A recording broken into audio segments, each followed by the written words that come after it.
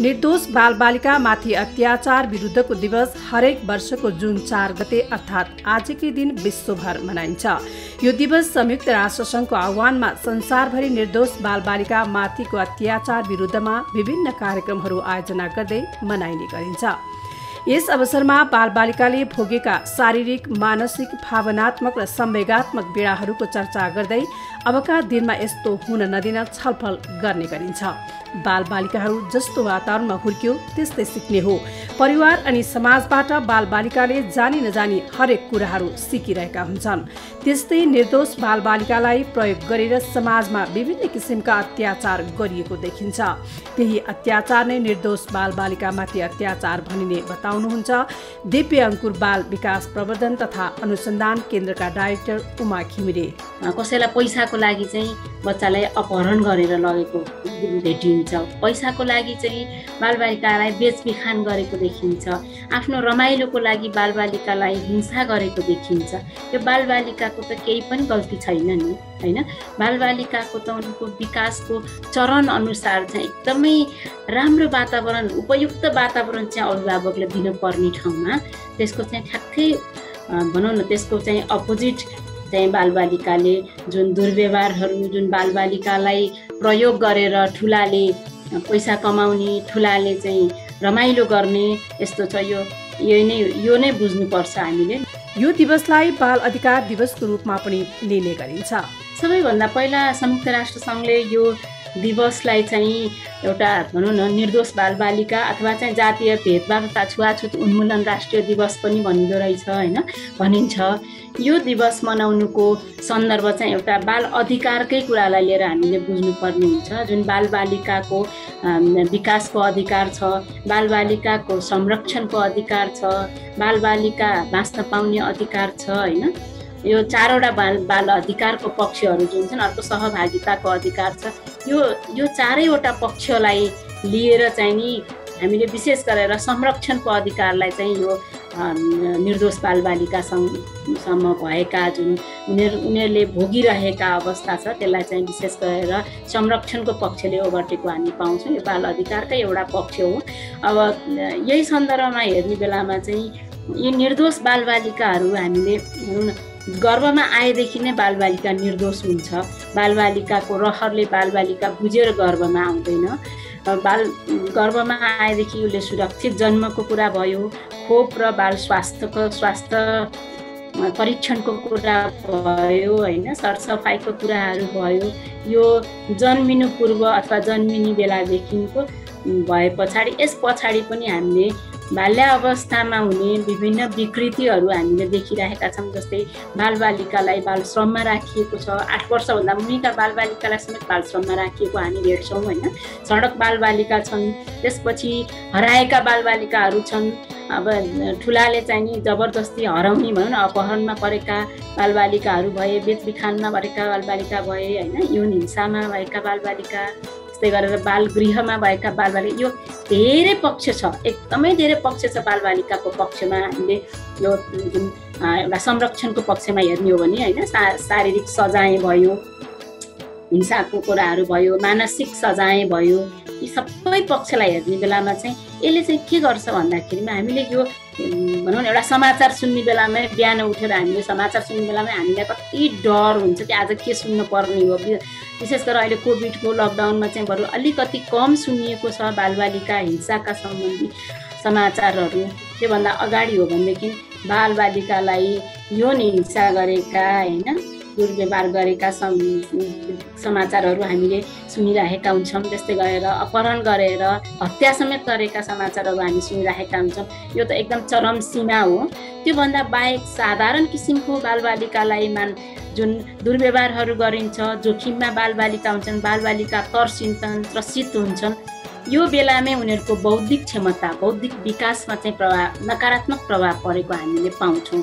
र विभिन्न अध्ययनले अहिले प्रमाणित गरिसकेको छ कि 90% भन्दा बढी बालबालिकाको बौद्धिक विकास चाहिँ नि 5 वर्ष मुनि नै भइसकेको हुन्छ भने यो अवस्था चाहिँ बालबालिकाले जति सक्दो वातावरणबाट सिक्ने, होइन, बौद्धिक क्षमतालाई चाहिँ नि भनौँ न एउटा जुन हाम्रो न्युरोन्सहरूको कुरा गर्छौँ, न्युरोन्सहरूले साइनाप्सिसको प्रोसेसहरू भइरहेको हुन्छ, त्यसमा चाहिँ के हुन्छ, त्यो उत्प्रेरणा चाहिँ वातावरणबाट जस्तो पायो त्यस्तै खालको उत्प्रेरणा हुन्छ भनेदेखि त्यसले बौद्धिक विकासलाई सकारात्मक पक्षमा लानुपर्ने ठाउँमा यी अप्ठ्यारोमा परेका, जोखिममा परेका होइन यी निर्दोष बालबालिकाको चाहिँ जुन बौद्धिक क्षमता हुन्छ त्यो बौद्धिक क्षमतामै ह्रास आएको चाहिँ हामी भेट्छौँ होइन।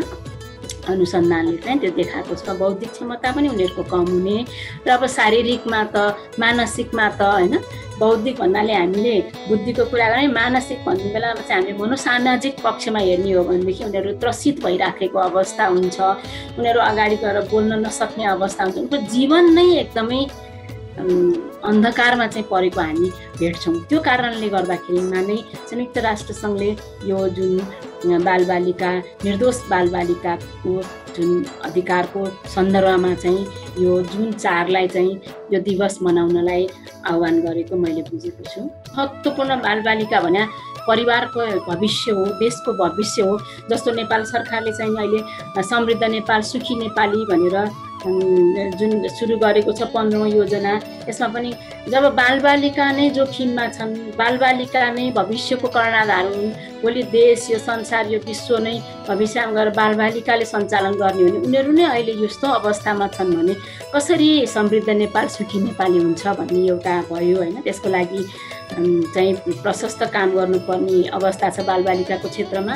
अर्को छ चाहिँ सुनिश्चित बाल अधिकार समृद्ध नेपाल भनेर पनि हामीले बाल अधिकार मनाएका छौँ। सुनिश्चित बाल अधिकार भन्ने बेलामा चाहिँ बालबालिकाको जुन 4वटा पक्षको अधिकार छ यो अधिकार चाहिँ नि सुनिश्चित हुनुपर्छ, सबै बालबालिकाले चाहिँ यो अधिकार पाउनुपर्छ भन्ने चाहिँ नेपाल सरकारले पनि प्रतिबद्धता जाहेर गरेको छ र त्यही प्रतिबद्धता अनुरूप पनि अहिले बालिका ऐन 2075मा चाहिँ नि बाल अधिकार सम्बन्धी करिब 13वटा धाराहरूमा आधारित चाहिँ यो ऐन पनि बनेको छ होइन। अब नेपाल सरकारले अहिले गरिरहेको जुन सन्दर्भ छ बालबालिकाहरू सडकमा नरहने भनेर 2073 सालदेखि नै बालबालिकाहरूलाई सडकमा नराख्ने भन्ने एउटा त्यो अभियान गरेको छ। त्यो एकदमै सकारात्मक अभियान हो। हामीले बाटोमा हिँड्दाखेरि पनि कस्तो हामीले के गर्न सक्छौँ होइन अब भन्ने एउटा हामीलाई भित्रैदेखि कस्तो गाह्रो हुन्छ। बालबालिकाहरू कति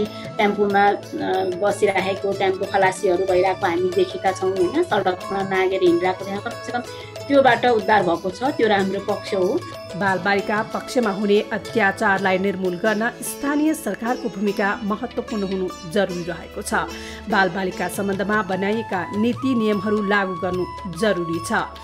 त्यस्तै अभिभावक शिक्षालाई पनि बृहत रूपमा अघि बढाउनु पर्ने उहाँको सुझाव रहेको छ। यो अभिभावक शिक्षालाई चाहिँ बृहत रूपमा लानुपर्ने मैले देखेको छु। अभिभावकले बुझ्नुपर्छ कि हामीले पनि सानो बेलामा यति दुःख गरेर हुर्केको थियौँ, सानो बालबालिकालाई चाहिँ सिकाउनुपर्छ, अहिले सिकाउनुपर्छ, दुःख देखाउनुपर्छ अनि मात्रै भविष्यमा उनीहरूले सिक्छन् भन्ने जुन अभिभावकको सोचाइ छ त्यो सोचाइलाई चाहिँ नि बदल्न जरुरी छ। त्यसको लागि अभिभावक शिक्षा चाहिँ भनौँ न यसलाई चाहिँ लिनै पर्ने, अभिभावकले चाहिँ शिक्षा लिनै पर्ने। बच्चा जब जन्मिन्छ जन्मिनु अगाडिदेखि नै अभिभावक शिक्षालाई चाहिँ नि निरन्तर गर्नुपर्ने मैले देखेको छु। अनि सँगै चाहिँ बालबालिकाको पक्ष भनेको अभिभावकको मात्रै नभइकन स्थानीय सरकार सचेत हुनु पर्यो।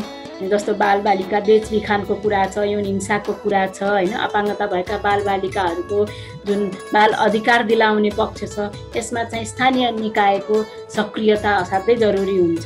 स्थानीय सरकारले बुझ्नु पर्यो र त्यस पछाडि चाहिँ नीति नियम बनेका छन् नेपालमा। नीति नियम ती बनेका नीति नियमहरूलाई चाहिँ लागू गर्नको लागि यसका एउटा संयन्त्र तयार गर्नुपर्छ र लागू गर्नको लागि विभिन्न तालिमहरू दिनुपर्ने, तालिम मात्र दिएर हुन पनि भएन, मोनिटरिङहरू गर्नुपर्ने। यो एकीकृत पक्ष चाहिँ मैले लाई बुझ्ने नेतृत्व छनौट गर्ने क्रममा चाहिँ अब भनौँ न राजनैतिक दलहरूलाई नै बालबालिका सम्बन्धी चाहिँ नि एउटा ओरिएन्टेसन होइन, बालबालिकाको महत्त्व, बालबालिका भन्ने बेलामा चाहिँ हामीले अझ विशेष गरेर ठुला बालबालिका जसले आफ्नो मनको कुराहरू व्यक्त गर्न सक्छन्, जसले आवश्यकताहरू व्यक्त गर्न सक्छ, ती बालबालिकाहरूको लागि केही भए तापनि तर बौद्धिक क्षमताको हिसाबले, बौद्धिक विकासको हिसाबले चाहिँ अझ जति चाँडो सानो उमेर छ त्यति चाहिँ महत्त्वपूर्ण अवस्था हो र त्यो उमेरमा नै, त्यो उमेरदेखि नै बालबालिकालाई जुन सुरक्षा हैन, सुरक्षाको व्यवस्था गर्ने, संरक्षणको व्यवस्था गर्ने, त्यो त्यतातिर चाहिँ अझै महत्त्वपूर्ण ध्यान दिनुपर्ने चाहिँ जरुरी देखिन्छ। यसमा चाहिँ नि त्यही राजनैतिक पक्षहरूलाई अहिले हाम्रो प्रारम्भिक बाल विकासको लागि चाहिँ एउटा सांसदहरूको समूह पनि बनेको छ, ककस भन्ने ग्रुप। त्यस्तै गरेर चाहिँ बालबालिकाहरूको त्यो ग्रुपले राम्रो गरिरहेको छ। त्यस्तै गरेर चाहिँ बालबालिकाहरूको लागि बोलिदिने हैन, संसदमा बोलिदिने, अलि नीति निर्माणको क्षेत्रमा बोलिदिने, जहाँ हामी गएर बोल्न मिल्दैन त्यस्तो उहाँहरूलाई पनि हामीले विशेष अब ट्रेनिङ भन्दा पनि ओरिएन्टेसनहरू दिएर आवश्यक बच्चाको चाहिँ महत्त्व दर्शाएर हामीले अगाडि बढ्न सक्छौँ। बालबालिकालाई बालमैत्री वातावरण हुनुपर्ने जरुरी छ। यसका लागि के कस्ता कुराहरू हुनु जरुरी छ त? बालमैत्री वातावरण भन्ने बित्तिकै हामीले चाहिँ बच्चा फर्स्ट भनेर बुझ्नुपर्छ हैन। बालबालिकाको विकासात्मक चरणलाई हामीले जोड्नुपर्छ। यति बेला बालमैत्री भन्ने बित्तिकै चाहिँ अब बच्चा गर्भमा हुँदाखेरिमा कस्तो वातावरण चाहिन्छ भन्नेमा, जस्तो आमाको पक्ष होला, आमा रमाइलो ठाउँमा बस्नु पर्यो, आमाले चाहिँ नकारात्मक सोचहरू गर्नु भएन हैन, त्यो कुराहरू हुन्छ भनेदेखि बच्चा जन्मिसकेपछि बालमैत्री भनेको के हो त? न्यानो तातो बेलामा आमाको दुध खाने व्यवस्था हैन, त्यस्तै गरेर घाममा राख्ने, त्यो स्याहारको कुरा हुन्छ, उत्प्रेरणाको कुरा हुन्छ, ठुलासँग बस्ने। अब त्यस्तै गरेर उमेर बढ्दै जाँदाखेरिमा त्यो उमेर अनुसारको बालबालिकाको आवश्यकता के रहर छ बालबालिका, जस्तो बामे सर्ने बालबालिकाको लागि बालमैत्री भनेको के हो त भन्दाखेरिमा दुर्घटना नहुने ठाउँ हुनु पर्यो हैन, खेलाउनाहरू त्यस्तै खालको अलिअलि गुड्ने खालको बलहरू हुनु पर्यो, जसले गर्दा उसलाई बामे सर्न सजिलो होस्। त्यस्तै गरेर टुकु हिँड्ने बेला छ भनेदेखि त्यहाँनिर बालमैत्री, दुर्घटना नहुने, त्यसै हिँड्नको लागि चाहिँ सहयोग गर्ने। जस्तो हाम्रो हाकी आऊ आऊ भन्ने जुन हाम्रो परम्परा छ नि, ठुलाले अनि बच्चा हुत्त गएर छोडिदिन्छ, कति मजाले त्यो बच्चाले चाहिँ आफूलाई जुन संवेगात्मक सुरक्षा भन्छन् नि, उसले मलाई त समाइहाल्नुहुन्छ भनेर एउटा विश्वास, अभिभावकप्रतिको विश्वास उसले जनाउँछ हैन, त्यो बालमैत्री हुन्छ। त्यस्तै गरेर 5 वर्ष 3 वर्ष भएपछि उसले खेलको उमेर हो, त्यतिखेर एकदम खेल्न दिने र अनि साथीहरूको उमेर हो, सानो सानो समूहमा हैन, बाल विकास केन्द्रमा चाहिँ गएर धेरैजना बच्चा भएको ठाउँमा बच्चाले चाहिँ आफ्नो जुन सामाजिकीकरण गर्नलाई सजिलो हुन्छ। त्यस्तै गरेर अर्को उमेर आउँछ, प्युबर्टी एज होला, त्यो उमेरमा फेरि त्यस्तै उमेरका साथीहरूसँग स्कुलमा अथवा चाहिँ खेल्ने ठाउँमा चाहिँ उनीहरूको रहर अनुसार, उनीहरूको इच्छा अनुसार चाहिँ अभिभावकहरूले वातावरण सृजना गरिदिने हैन। कथा सुन्न मन लागेकोलाई कथा सुनाइदिने, कथा सुन्ने उमेर छ भनेदेखि बच्चालाई फिल्म हेर्न मन लागेको छ भने फिल्म हेर्न दिने, तर बच्चाले कस्तो खालको फिल्म हेरेको छ भनेर चाहिँ अभिभावकले त्यो मोनिटरिङ गर्नु चाहिँ पर्छ। तर चाहिँ बच्चाको आवश्यकता, उमेर अनुसारको आवश्यकता अनुसार वातावरण सृजना गर्नेलाई। त्यसै गरी लामो समयदेखि शिक्षा क्षेत्रमा संलग्न तथा अक्षरा स्कुलकै फाउन्डर प्रिन्सिपल अन्जु भट्टराई यसो भन्नुहुन्छ। एउटा चाहिँ सबै बालबालिकाहरूलाई बेसिक निडै को पहुँच पुगेको छैन। मास्लोको जुन हायरार्की निडमा फिजियोलोजिकल निड छ नि, घाँस पासबाटै धेरै बालबालिकाहरू वञ्चित छन् र हरेक घरमा बालबालिकालाई चाहिने फन्डामेन्टल आधारभूत र उहाँको शिक्षा, स्वास्थ्य, यो दुईटै कुराको ब्यालेन्स प्रोपोर्सन चाहिँ हरेक बालबालिकाले पाएको हुँदैन। उहाँहरू जुन हामीले हेर्दाखेरि चाहिँ बालबालिका एउटा पेरेन्ट्सको प्रपर्टी भन्ने ठान्छौँ, तर उहाँ त्योभन्दा माथि लेभलमा हेर्नु भने त बालबालिका एउटा राज्यको नागरिक हो, कसैको पनि प्रपर्टी होइन। त्यही भएर बालबालिकालाई एउटा प्रपर फ्युचर सेपिङ गर्नको लागि चाहिँ गभर्मेन्टको एउटा पोलिसी हुनुपर्छ र अझ हेर्ने भने त अनडेभलप कन्ट्रीमा त बालबालिकाहरूले बेसिक निड पनि पाएको हुँदैन। जस्तो हाम्रो देश नेपाललाई हेर्ने भने त बालबालिकाहरू बेसिक निडबाटै वञ्चित भएको हिसाबले शिक्षा त धेरै परको कुरा भयो। उहाँहरूलाई घाँस एउटा सानो उमेरमा चाहिने ब्यालेन्स डाइट, न्युट्रिसनको कुराहरू, फिजिकल, सोसियल, इमोसनल निडको कुराहरू नै कमी देखिन्छ। एउटा चाहिँ जस्तो अब एउटा अन्तर्राष्ट्रिय लेभलबाट नहेर्दा नेपालकै लेभलको कुरा गर्नु, प्री स्कुलमा बालबालिकालाई त्यो एज अनुसारको डेभलपमेन्टल एरियामा चाहिने बेसिक गाइडिङ प्रिन्सिपल नै छैन। एज डेभलपमेन्ट एरियाको लागि हेर्ने भने करिकुलमै बनेको छैन। प्री स्कुलमा खास बालबालिका चाहिने भनेको चाहिँ साइकोलोजिकल र फिजियोलोजिकल दुइटै निड हो। सबैभन्दा ठुलो कुरा चाहिँ बालबालिकालाई सेफ्टी नेट एकदम इम्पोर्टेन्ट छ। त्यसमा चाहिँ एउटा त बालबालिकालाई उमेर अनुसार प्री स्कुलमा चाहिने डेभलपमेन्ट एरियाको करिकुलम नभएको भएर पनि धेरै विद्यालयहरूले चाहिँ आफ्नो तरिकाले कार्यक्रमहरूलाई अगाडि सञ्चालन गर्नुभएको छ। तर म अब यतै स्कुल प्रिन्सिपलको हिसाबले भन्ने हो भने चाहिँ सानो एजमा बालबालिकालाई सबैभन्दा ठुलो कुरा चाहिँ हामीले ह्याबिट फर्मेसनमा, उहाँहरूको साइकोलोजिकल निडमा र सेफ्टीमा बढी काम गर्नुपर्छ। अनि उमेर सँगसँगै 6 वर्ष प्लस प्राइमेरी लेभलमा गयो भने अनि बल्ल अप्रोप्रिएट शिक्षाको कुराहरू चाहिँ आउँछ। बाल मैत्रीपूर्ण वातावरण भनेको चाहिँ एउटा चाहिँ बालबालिकाले सबैभन्दा कुरा विद्यालयभित्र छिर्ने बित्तिकै उहाँले सेफ्टी यो मास्टरको हायरार्की निडमै आउँछ। फिजियोलोजिकल निडको कुरा आउँछ, सेफ्टी निडको कुरा आउँछ, सेल्फ स्टिमको कुराहरू आउँछ। र त्यो भित्र चाहिँ बालबालिकाले सबैभन्दा पहिलासम्म चाहिँ उसले आफूले एकदमै डरमुक्त भएर फियरलेस इन्भाइरोमेन्टमा आफ्नो टिचरसँग विभिन्न खालको प्रयोगत्मक प्र्याक्टिकल एजुकेसनमा उहाँले लर्निङ बाई डुइङ प्रयोग गर्दै, खेल्दै, अनुभव गर्दै सिक्न पाउनुपर्छ। त्यसको लागि चाहिँ टिचरहरू चाहिँ बालबालिकाको उमेरगत हिसाबले उहाँहरूसँग डिल गर्नको लागि ट्रेन हुनुपर्छ। र शिक्षाको पेडागोजिकल अप्रोचहरू टिचरले एकदम त्यसमा चाहिँ बुझेको हुनुपर्छ। यसको लागि जस्तो बाल मैत्रीपूर्ण वातावरण भन्नाले चाहिँ बालबालिकाले विद्यालयभित्र पसिसकेपछि उसले आफूलाई सुरक्षित महसुस गर्ने र टिचरबाट उहाँले सिक्दाखेरि चाहिँ कहिले पनि प्रेसर फिल नगरिकन हरेक बालबालिकासँग एउटा अन्तर्निहित क्षमता हुन्छ। त्यो अन्तर्निहित क्षमतालाई चिनेर टिचरले चाहिँ बालबालिका अनुसारको every child is unique and unique style of learning भन्ने जुन एउटा टेक्निकलाई चाहिँ टिचरले बुझेर एड्रेस गर्न सक्नु पर्यो। हाम्रो जस्तो विकासमुख देशमा बालबालिकामाथि के कस्ता कार्यक्रम हुनु जरुरी छ? त्यस्तै स्कुल क्षेत्रमा बालबालिकालाई बालमैत्री वातावरण हुन आवश्यक देखिन्छ। बाहिर इन्टरनेसनल डिमेन्सनमा बाहिर हेर्दाखेरि चाहिँ बालबालिकाहरूलाई सानोमा रिसोर्सहरू एकदमै धेरै प्रोभाइड गरेको हुन्छ। अनि एकदमै बाल मैत्रीपूर्ण वातावरणमा बालबालिकाले सिक्नलाई अवसर पाइरहेको हुन्छ। अनि वेल ट्रेन टिचरहरू हुन्छन् अनि ह्युमन रिसोर्स पनि क्यापेबल अनि क्वालिफाइड भएको हिसाबले गर्दाखेरि बालबालिकाले जुन पाउने मेन्टरसिपमा चाहिँ उहाँहरूको गाइड चाहिँ एकदम प्रपर हुन्छ। तर हाम्रो कन्टेक्स्चुअल नेपालमा हेर्ने भने चाहिँ एक त बालबालिकाहरूलाई सिक्नको लागि रिसोर्स पनि विद्यालयमा पर्याप्त मात्रा पाइँदैन र घरमा पनि प्यारेन्टहरूले चाहिँ छोराछोरीको उमेर अनुसार हामीले कस्तो व्यवहार गर्नुपर्छ भन्ने कुरा प्यारेन्ट एजुकेसन पनि ल्याकिङ छ हाम्रो देशमा। र क्वालिफाइड ह्युमन रिसोर्सहरूको पनि अभावले गर्दाखेरि चाहिँ बालबालिकाले अप्रोप्रिएट मेन्टरसिप पनि पाइरहेको हुँदैन। र हाम्रो देशमा हेर्ने भने चाहिँ बालबालिकाले दुवैतर्फबाट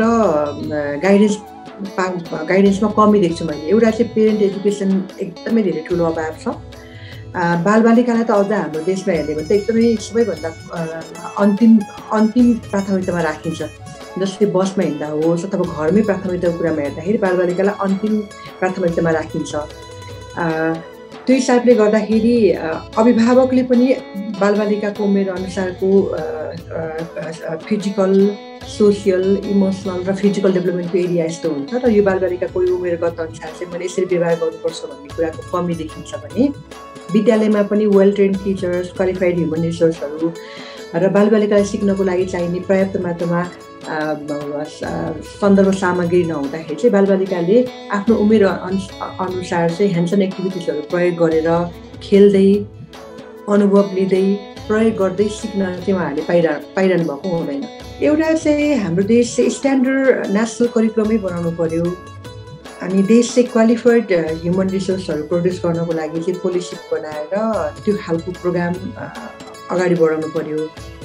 र लोकल कस्मोलोजीलाई हामीले प्रयोग गरेर पनि क्लासरुमभित्र धेरै रिसोर्सहरू डेभलप गर्न सक्छौँ। र त्यसको लागि हामीसँग स्किलफुल मान्छेहरू नभएको हिसाबले गर्दाखेरि पहिला चाहिँ हामीले ह्युमन रिसोर्स डेभलपमेन्टलाई चाहिँ धेरै मान्छेहरूलाई ट्रेन गर्न आवश्यक छ। त्यो पनि एजुकेसनमा टिचर बन्नको लागि त धेरै हाम्रो देशमा टिचर भनेको एकदमै लास्ट अकुपेसन मानिन्छ, लास्ट चोइस मानिन्छ। टिचरमा बन्नको लागि मान्छेको मोटिभेसन लेभल एकदमै कमी छ। पहिला त टिचिङ फिल्डमा एट्र्याक्सन गर्नको लागि विभिन्न प्रोग्रामहरू ल्याउने, क्वालिफाइड ह्युमन रिसोर्सहरू डेभलप गर्ने र लोकल कस्मोलोजीलाई हामीले एकदम राम्रोसँग प्रयोग गर्न सक्यौँ भने चाहिँ बालबालिकाको सिकाइमा सहजीकरण गर्न सकिन्छ।